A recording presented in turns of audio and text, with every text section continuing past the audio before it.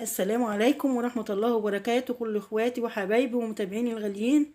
كل سنة وانتم طيبين، رمضان كريم. كل سنة وانتم إلى الله أقرب. رمضان بيهل علينا بالبهجة وبالخير والفرحة. كله الشهر كله ما شاء الله خير وبركة. بصوا بقى الأجواء بتاع رمضان جميلة ازاي عندنا في مصر بالذات، يعني ما شاء الله. قبل ما بيهل رمضان كده الناس كلها بتبقى فرحانة، كله حتى في المناطق الشعبية كله بيعلق الزينة وكله بيبقى متعاون وفرحان.